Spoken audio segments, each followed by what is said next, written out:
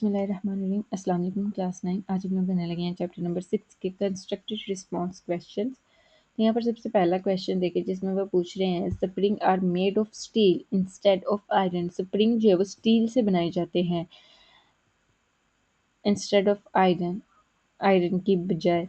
Y, क्यों ऐसा होता है? Spring are made of steel, springs को स्टील से बनाया जाता है because it has the higher elastic limit and the greater elasticity than the iron, क्योंकि उनकी जो इलास्टिक लिमिट जो है वो ज़्यादा होती है एज़ कम्पेयर टू आयरन। तो जब उनके ऊपर से फोर्स को डाली जाती है तो वो फिर से अपनी ओरिजिनल फॉर्म में वापस आ जाते हैं। सो यहाँ पर देखिए it regain its original shape after the force is removed, so it ideal for making springs. जब फोर्स को डाल लिया जाता है तो वो अपनी ओरिजिनल फॉर्म में स्प्रिंग जो है वो वापस आ जाता है। लाइक हम खींच के उसे लंबा करते हैं, जब हम उसे खींचना बंद कर देंगे, फोर्स को रिमूव कर देंगे, वो फिर से अपनी ओरिजिनल फॉर्म में आ जाएगा। सो आइडियल मतलब इसलिए हम इसे जो है वो ज़्यादा मानते हैं कि वो स्प्रिंग बनाने के लिए ज़्यादा अच्छा है। नेक्स्ट क्वेश्चन देखें हमारे पास। अच्छा, इसका जो पहला क्वेश्चन था, अगर हम अपनी बुक के ऊपर आए, ये देखिए इसका पहला क्वेश्चन खुद देखो, नहीं आप खुद देखो और यहाँ पर बताओ, मुझे देख के बताओ कि लगता है शक्ल से कि पेपर में आएगा। नहीं तुम देखो, ये लगता ही नहीं है पेपर में आएगा। और ऐसे सोचने वालों की भी अकल पे शाबाश, जो ये सोचते हैं ये कर लेते हैं, क्या पता आ जाए। ऐसे सोचने वालों को भी शाबाश। तो ये क्वेश्चन जो करने वाला नहीं है तो इसे छोड़ें, ये यहीं से स्टार्ट करते हैं हम। ये यहाँ से 6.2 से लेके 6.10 तक पहले बहुत क्वेश्चन हैं। इस वाले पे हमें रट्टा कप्पा मारने की कोई लोड़ नहीं है। क्वेश्चन नंबर 2 देखें।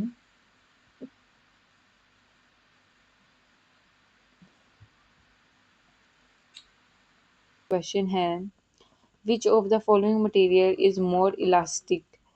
किसका मटेरियल यहाँ पर जो है वो उसकी ज़्यादा इलास्टिक है? सबसे पहला पार्ट है उसमें पूछ रहे हैं आयरन और रबर, आयरन की यहाँ रबर की।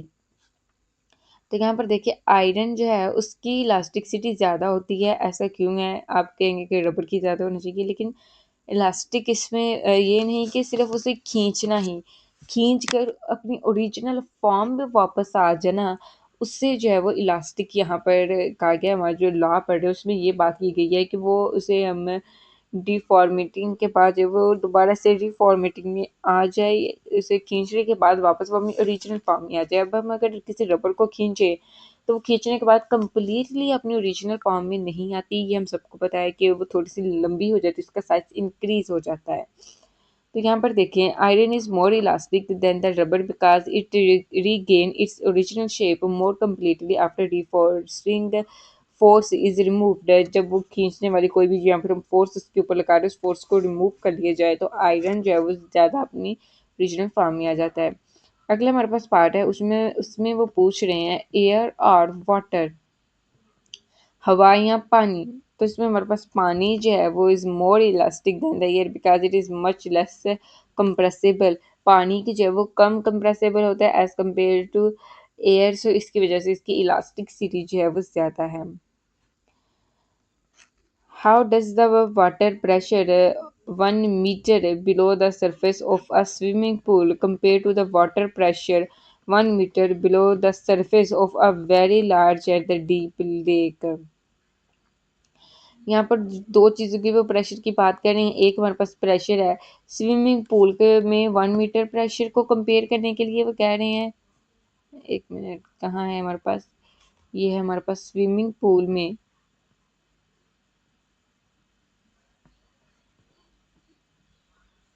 कोई अच्छा सा कलर ना लगे, चलिए ये ले लेते हैं। एक स्विमिंग पूल की बात कर रही है and below the surface of 1 metre,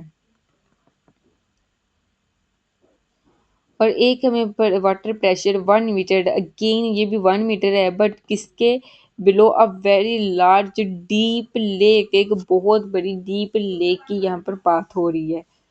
तो यहाँ पर क्वेश्चन का आंसर में देखें water the water pressure is the same in both cases.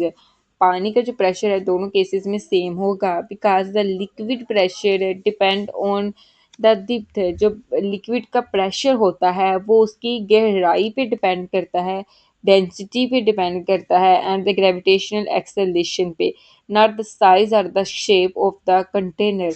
वो किसी कंटेनर के साइज़ या शेप पे डिपेंड नहीं करता, बल्कि वो उसकी डेप्थ, उसकी गहराई, उसकी डेप्थ, उसकी डेंसिटी एंड वो उसकी ग्रेविटेशनल फोर्स, ग्रेविटेशनल एक्सीलरेशन पे डिपेंड करता है। ये इन 3 चीज़ों पे जो है वो डिपेंड करता है। तो चाहे आप वो एक स्विमिंग पूल का 1 मीटर हो या किसी डीप लेक का 1 मीटर हो या किसी रिवर का या किसी भी चीज़ का, किसी स्मॉल कंटेनर का 1 मीटर हो, सब में जो हमारा सरफेस का जो प्रेशर है दोनों में केसेस में, तीनों, चारों, 500, 600 केसेस में जो है वो सेम ही होगा। तो ठीक है, क्योंकि हमारा जो प्रेशर है वो डिपेंड करेगा उसकी गहराई पे, डेंसिटी पे। अब गहराई भी सेम है, 1 मीटर, सब में 1 मीटर ही है, तो वो डेप्थ जो है उसकी वही आएगी, डेंसिटी भी वही है, ग्रेविटेशनल एक्सेलरेशन भी 1 मीटर है, तो वही जो है सबके ऊपर लग रहा है। ठीक है, हमारे पास अगला क्वेश्चन देखें। What will happen to the pressure if all the parts of confined liquid? What will happen? Pressure का क्या होगा in all the parts of confined liquid if the pressure is increased in one part? अगर एक part में pressure increase हो जाए. Give an example of your daily life where such principle is applied. According to the Pascal law के according, any increase in the pressure applied to the confined liquid is transferred equally. Pressure जो है वो जो liquid पे लगाया जाता है वो इक्वली उसके ऊपर प्रेशर लगता है हर एक पार्टिकल पे. अब ये नहीं है कि हमने कोई भी अगर एक कंटेनर है, उसमें वाटर है, उसमें लिक्विड है, उसके ऊपर हमने एक स्टोन फेंका उसके अंदर, तो उसके हर एक पार्ट पे जो प्रेशर है पानी के, लिक्विड के, इक्वली लगेगा, लेकिन वो undiminished to the every part of the liquid, लेकिन और उसको जो है वो अनडिमेंशनली हर एक तरफ फैला देगा. ठीक है, फोर्स प्रेशर जो है वो हमारा एक ही लगेगा. तो इसकी एग्जांपल हमारी डेली लाइफ एग्जांपल जो है hydraulic brake in the automobiles. Hydraulic brake जो है वो ऑटोमोबाइल्स में, ये इसकी डेली लाइफ एग्जांपल है, क्योंकि मोबाइल जो है वो हर कोई यूज़ करता है. इससे बेस्ट हमारी डेली लाइफ एग्जांपल हो ही नहीं सकती. अगला क्वेश्चन है, if some air remain trapped within the top of mercury column of the barometer, which is supposed to be a vacuum, how would it affect the height of the mercury column? तो कह रहे हैं कि एक mercury column बायोमीटर जो कि हमने पिछली क्लास में पढ़ा था, ठीक है, उसकी बात करें कि अगर बैरोमीटर की टॉप में, हम यहाँ से दोबारा से देख लेते हैं कि वो बायोमीटर है क्या था. ये वाला हमारे पास बायोमीटर है, measure of the atmospheric pressure वाले टॉपिक में मिल जाएगा आपको. 6.7 है. इसमें ये जो डायग्राम बनी हुई है यहाँ पर लिखा भी है फिगर 6.9. बैरोमीटर जो है, ये इसकी बात हो रही है कि इसके जो टॉप में था वो हमारी कुछ हवा जो है वो ट्रैप है, वो रह गई है, जिसे वैक्यूम करना था, जिसे बाहर निकलना चाहिए था, लेकिन वो निकली ही नहीं. तो क्या ये हमारे जो इसकी हाइट है इसको अफेक्ट करेगी? अपने क्वेश्चन पे वापस आए. The trapped air extend the pressure on the mercury column, वो मर्करी कॉलम पे प्रेशर लगाएगी. काज the height of the mercury column to decrease, जिसकी वजह से हमारी जो मर्करी कॉलम है उसकी हाइट डिक्रीज हो जाएगी.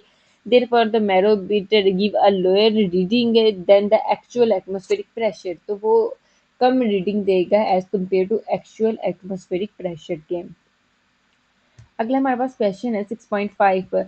How is the long neck not a problem to a giraffe while raising it neck suddenly? उसको, जिराफ को जो है वो प्रॉब्लम क्यों नहीं होती है अपनी लंबी गर्दन के साथ, हमने ये बताना है. A graph has a special system of the valves and the elastic blood vessels that regulate blood pressure. This prevents the excessive blood flow to the brain when it suddenly rises or lower its neck. मतलब जब वो अचानक से अपनी गर्दन जो है वो ऊपर करता है या फिर वो नीचे करता है, तो उसका ब्लड प्रेशर, उसके ब्लड फ्लो को ये इफ़ेक्ट नहीं करती, क्योंकि उसके अंदर ये जो है वो एक ऐसे अल्लाह ताला ने वॉल्स बनाए हुए हैं और एक इलास्टिक ब्लड वेल्स जो है वो बनाए हुए हैं, जिसकी वजह से जो इसका प्रेशर जो है वो कंट्रोल रहता है. अगला क्वेश्चन है 6.6. The end of glass tube के आखिर पे use in the simple barometer is not properly sealed, उसे जो है वो प्रॉपरली सील नहीं किया जाता है. Some leak is present, what will be it effect, उसका क्या इफेक्ट होगा। ठीक है, मतलब उसके जो टॉप होता है बैरोमीटर के, कुछ ऐसे ग्लास होते हैं उनके टॉप को ऊपर से प्रॉपर्ली बंद नहीं किया होता, तो इससे हमारा जो है क्या इफेक्ट होगा हमने वो बताना है। तो हमारा इफेक्ट इसमें क्या होगा, एयर एंटर हो जाएगी दैट ट्यूब में थ्रो द लीक, वो जहाँ से सुराख है उस लीक से जो है वो हमारी हवा अंदर हो जाएगी, destroying the vacuum above the mercury column, जो वैक्यूम को डिस्ट्रॉय कर देगी। As a result the mercury column falls, जिसकी वजह से मर्करी कॉलम गिर जाएगा and the barometer give incorrect reading, और बैरोमीटर जब हमें इनकरेक्ट रीडिंग देगा तो हमारा जो बैरोमीटर वो प्रॉपर्ली सील होना चाहिए, उसे लीक अगर वो होगा तो वो आपको करेक्ट रीडिंग जो है वो नहीं देगा। अगला क्वेश्चन है comment on the statement, statement में हमने बताना है कि प्रॉपर है या नहीं है, करेक्ट है या नहीं है, ये बताना है। डेंसिटी इज पर property of material, density material की प्रॉपर्टी है, not the property of an object made of that material. तो कह रहे हैं कि डेंसिटी जो है वो मटेरियल की प्रॉपर्टी है, उस ऑब्जेक्ट की प्रॉपर्टी नहीं है जो कि मटेरियल से बनता है। तो क्या ये स्टेटमेंट करेक्ट है? This statement is correct. Density is characteristic property of the material and remain the same regardless its size or the shape of the object made from that material. Density जो है वो किसी object की होती है, ना कि उस ऑब्जेक्ट की प्रॉपर्टी है, ना कि उस डेंसिटी जो है वो मटेरियल की प्रॉपर्टी है, ना कि उस ऑब्जेक्ट की जो कि मटेरियल से बनता है। तो ये हमारी स्टेटमेंट जो है वो करेक्ट है। अगला क्वेश्चन है हमारे पास, how is the load of a large structure estimate by an engineer, एक इंजीनियर जो है वो कैसे लार्ज स्ट्रक्चर का लोड जो है वो उठाता है। एस्टिमेट करता है, एस्टिमेट यानी कि अंदाज़ा लगाता है। इंजीनियर जो है वो अंदाज़ा लगाता है the load bye calculating the total weight, Baikal engineer जो है वो लोड का अंदाज़ा लगाता है उसके टोटल वजन को कैलकुलेट करके ऑफ द स्ट्रक्चर के and the force acting on it, और उसके ऊपर जो फोर्स लगाई जाती है। They also consider the strength of material, और वो मटेरियल की स्ट्रेंथ को भी कंसिडर करते हैं। And the area over which the load is distributed to ensure the safety, और वो एरिया जहाँ पर जो है वो लोड डिस्ट्रीब्यूट किया जाता है फॉर द सेफ्टी के लिए।